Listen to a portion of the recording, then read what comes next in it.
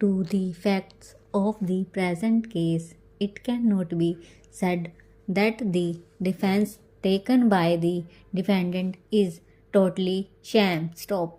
There are certain circumstances which may prima facie raise some doubts about the credibility of plaintiff's version and lend some credence to the defense taken by the defendant that the check in question were without consideration stop. Although, as per the plaintiff, four checks were presented to the banker, and each time they were dishonored, not a single letter was written by the plaintiff to the defendant about the return of these check as unpaid. Stop.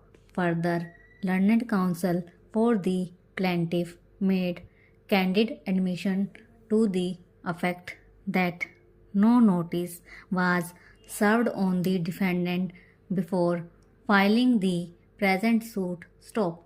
Why plaintiff would not write a single letter or serve notice upon the defendant for payment of the alleged outstanding amount before filing the suit is baffling to the mind. Stop.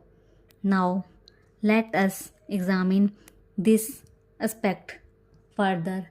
Is the contest of the submission made by the defendant? Stop. It is not explained by the plaintiff as to on what account these payments were received. Stop. Thus, the defendant has raised good defense and tribal issue indicating that he has fair and bona fide defense. Stop. Next para.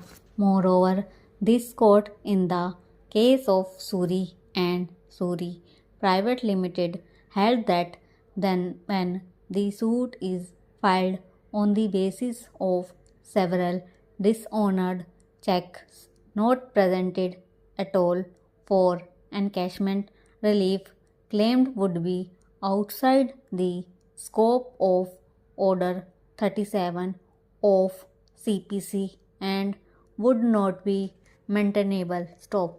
The plaint will have to be dealt with in ordinary way. Stop. No doubt there may be some justification in the stand taken by the plaintiff. Stop. But for filing the suit under Order 37 of the Code of Civil Procedure, it was still necessary for the plaintiff to present the remaining checks to the bank. Stop. Admittedly, 7 out of 11 checks given by the defendant were not presented for payment. Stop. Therefore, the suit under Order 37 would not be maintainable. Stop.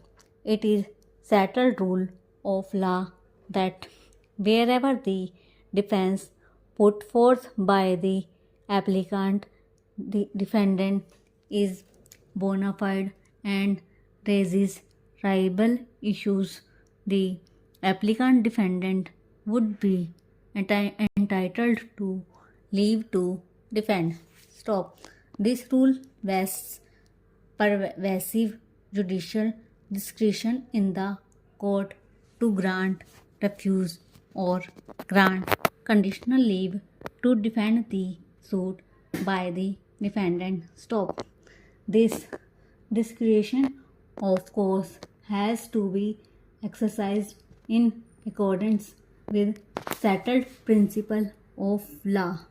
There is dual purpose sought to be served under the specific provisions of Order 37 of the Code. Stop.